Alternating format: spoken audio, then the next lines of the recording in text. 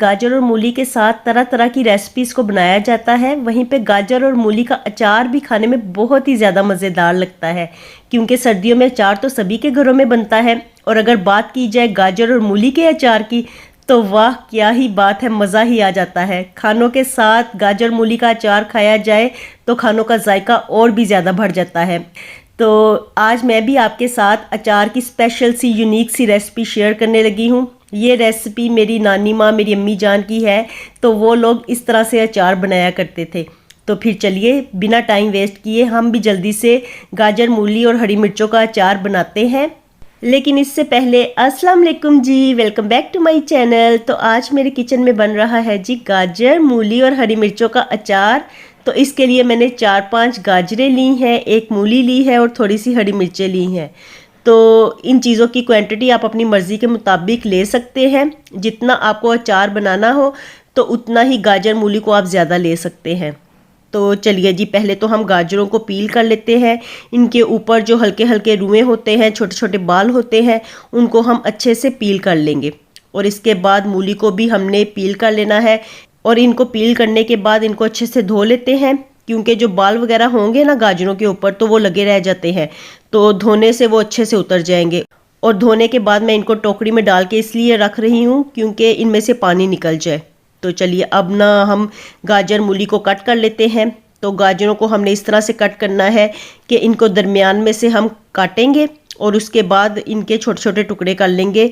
Julian cutting में लंबाई में हमने इनको काटना है। तो थोड़ा सा ना हम इन्हें मोटाई में रखेंगे, क्योंकि जब अचार पकता है तो फिर ये चीज़ें बिल्कुल सुकड़ जाती हैं। तो इसलिए अगर हम इनको पहले ही पतला पतला काटेंगे ना तो बाद में ये बिल्कुल ही श्रिंक हो जाएंगी। और गाजरों में जो कील होता है ना दरमियान में, तो उसको हमने निकाल देना है। ये जो वाइट पार्ट होता है ना, तो उसको निकाल देंगे, क्योंकि ना तो वो गलता है और ना ही उसका कोई जायका होता है, तो उसको निकालना ही ठीक रहता है। और देखिए इस तरह से ना गाजरों को हमने लंबा लंबा एक ही साइज़ में काटना है।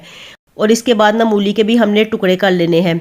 और एक टुकड़ा पकड़ के तो उसको दरमियान में से काटेंगे और फिर इसको मुनासिब साइज़ में कट कर लेना है। लेकिन मोटाई आपने उतनी ही रखनी है जितनी कि आपने गाजर की रखी है, क्योंकि अचार में ना एक ही साइज़ में चीज़ें कटी हों तो देखने में अचार मज़ेदार लगता है। और वैसे भी अगर कोई चीज़ें पतली होंगी, कोई चीज़ें मोटी होंगी, तो फिर समझ बिल्कुल भी नहीं आएगी कि अचार में आप क्या खा रहे हैं। क्योंकि जो बिल्कुल पतली कटी होंगी ना चीज़ें, तो अचार पकने के बाद वो बिल्कुल ही सुकड़ जाएंगी, तो फिर पता नहीं चलेगा। और इसी तरह से ना हमने हरी मिर्चों को भी कट कर लेना है। वैसे तो अचार में डाली जाने वाली हरी मिर्चें थोड़ी सी मोटी होती हैं, लेकिन मेरे पास ये इसी तरह की जो रेगुलर हरी मिर्चें होती हैं ना, पतली पतली सी, तो वैसी है। तो इसलिए मैं इनको ज़्यादा छोटा नहीं करूँगी, दरमियान में से कट करूँगी। और जो इसका डंडी वाला पार्ट होता है ना, तो उसको हम छोटा सा उसमें चीरा लगा देंगे, कट लगा देंगे। और देखिए ये सारी ना सब्जियाँ मैंने काट के रख ली हैं। और अब इनको हमने ड्राई करना है। तो अगर आपने इनको धूप में ड्राई करना है तो आप धूप में भी रख सकते हैं। उसके लिए आपको इनको 2 घंटे धूप में रखना होगा। और अगर आप चाहें तो भी सर्दियां हैं तो आप पंखा चला के तो पंखे के नीचे भी इनको सुखा सकते हैं। इसके लिए आपको इनको 1-2 घंटे पंखे के नीचे रखना होगा। सब्जियों को हमने बहुत ज़्यादा ड्राई नहीं करना, बस ये ऊपर ऊपर से हल्की हल्की सी ड्राई हो जाए तो बस उतना ही काफ़ी है। तो चलिए जी, गाजर और मूली को तो मैंने पंखे के नीचे ड्राई होने के लिए रख दिया है। और उतनी देर में हम अचार में डालने के लिए मसाला तैयार कर लेते हैं। तो इसके लिए मैंने यहाँ पे 3 टेबलस्पून सौंफ ली है। अचार में मेन बेसिक चीज़ सौंफ ही होती है, तो इसकी क्वांटिटी हम थोड़ी सी ज़्यादा लेते हैं। और हाफ़ टी स्पून मेथी दाना लेंगे। मेथी दाना की क्वांटिटी थोड़ी सी कम रखते हैं, क्योंकि इसके साथ ना अचार कड़वा कड़वा लगने लग जाता है, तो इसलिए थोड़ी मिकदार में इसको ऐड करेंगे। और साथ ही 1 टेबलस्पून छोटी सरसों या राई लेंगे। और अब इन मसालों को हमने ड्राई रोस्ट कर लेना है। तो ड्राई रोस्ट करने का तरीका ये है कि एक फ्राई पैन को आपने अच्छे से गर्म करना है। जब वो अच्छे से गर्म हो जाए तो फ्लेम को बिल्कुल आपने लो कर देना है। और अब इसमें मसाले डाल देंगे और 1 से 2 मिनट मसालों को ड्राई रोस्ट कर लेंगे।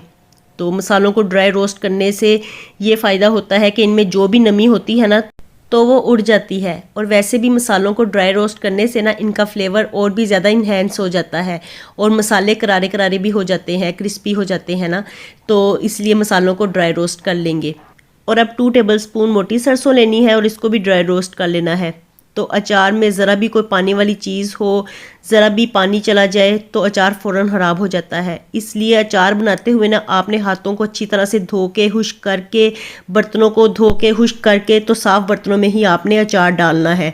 और इस बात का आपने ख़ास ख्याल रखना है कि किसी चीज़ में भी कोई भी नमी ना हो, बर्तन गीले ना हो, ज़रा भी इनमें नमी ना हो, तो इसकी वजह से ना फिर अचार ख़राब होगा। और अगर ये सारी चीज़ें खुश्क होंगी तो फिर आपका अचार कभी भी ख़राब नहीं होगा और लंबे अरसे तक अचार आप सेव कर सकते हैं। और मसालों को ड्राई रोस्ट करने के बाद थोड़ा सा ठंडा कर लेंगे और ठंडा करने के बाद ना अब हम इनको ग्राइंड कर लेंगे। तो इनका हमें पाउडर नहीं बनाना, इनको हमने थोड़ा सा दरदरा सा रखना है, क्योंकि बिल्कुल ही मसाले पाउडर शक्ल में होंगे ना तो वो फिर अचार खाने में अच्छा नहीं लगता। और ये देखिए इस तरह से ना हमने मसालों को दरदरा सा रखना है और मसालों को हम पल्स मोड में ग्राइंड करेंगे, क्योंकि एकदम से ही ग्राइंडर मशीन चलेगी ना तो मसालों के ज़्यादा पाउडर बनने का डर रहता है। तो इसलिए हम मशीन को रोक रोक के मसालों को ग्राइंड करेंगे। और इसी तरह से सरसों को भी ग्राइंड कर लेना है। तो मसाले तो ग्राइंड हो गए, इनका हमने दरदरा सा पाउडर बना लिया है। और अब इसमें हमने 1 टीस्पून कलौंजी ऐड करनी है। तो कलौंजी ज़्यादा मिकदार में ऐड नहीं करेंगे वरना फिर अचार काला होने लग जाता है। और साथ ही 1/2 टीस्पून इसमें अजवाइन ऐड करनी है। और अब इसमें 2 टेबलस्पून पिसी हुई लाल मिर्च को ऐड करेंगे, 1 टेबलस्पून हल्दी ऐड करनी है। और अचार को सेव रखता है जी नमक, तो 2 टेबलस्पून भर के हम नमक ऐड करेंगे। अचार में नमक थोड़ा सा ज़्यादा ही ऐड किया जाता है, क्योंकि नमक अचार को ख़राब होने से महफूज रखता है। तो चलिए अब इन सब मसालों को मिक्स कर लेते हैं। और मिक्स करने के बाद ये हमारा अचार का मसाला तैयार हो गया है। तो इस तरह से मसाला बना के आप एयर टाइट कंटेनर में डाल के इसको सेव भी कर सकते हैं। फिर जब कभी आपने अचार डालना हो तो जल्दी से ये मसाला निकाला और अचार बना लिया। तो देखिए जी इस तरह से ये कितना शानदार किस्म का हमारा खुशबूदार मसाला तैयार हुआ है। और दूसरी तरफ अब सब्जियां भी अच्छे से खुश्क हो गई थी, तो बस इतना ही हमें इनको ड्राई करना है।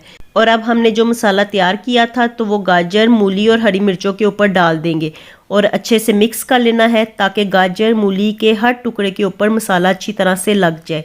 क्योंकि सब्जियों में मसाला जितना अच्छी तरह से रचा होगा उतना ही अचार हमारा खाने में मज़ेदार होगा। और इस तरीके से बना हुआ अचार यकीन जानिए इतना मज़ेदार बनता है ना कि आप एक दफ़ा बनाएंगे ना तो आपका दिल चाहेगा कि बार बार इस रेसिपी को ट्राई करें। और इस तरीके से अचार बना के आप पूरा सीज़न अचार खा सकते हैं। और 6 से 8 महीने अचार को कुछ भी नहीं होता, अचार बिल्कुल सेव रहता है। तो चलिए जी मसाला तो सब्जियों में अच्छी तरह से लग गया है।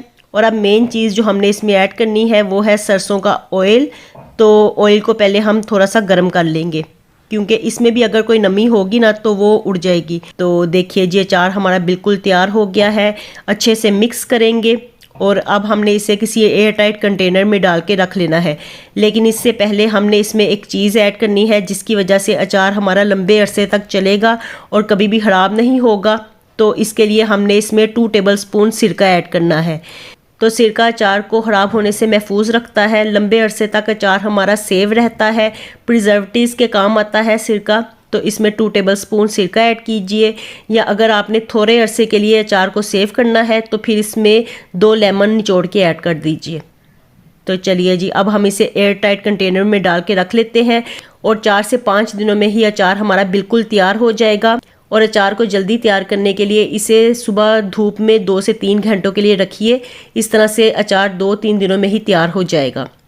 और अचार को लंबे अरसे तक महफूज रखने और सेव रखने का तरीका ये है कि नमक इसमें ज़्यादा ऐड करें और साथ ही ऑयल की मिकदार को भी ज़्यादा रखें, क्योंकि नमक और ऑयल 2 चीज़ें ऐसी हैं जो अचार को ख़राब होने से बचाती हैं। और साथ में सिरका भी ऐड कीजिए जो कि फिर इसमें प्रिजर्वेटिव्स का काम करेगा। मुझे दीजिए इजाज़त, मिलती हूँ दोबारा नई रेसिपी के साथ। अल्लाह हाफिज़ एंड टेक केयर।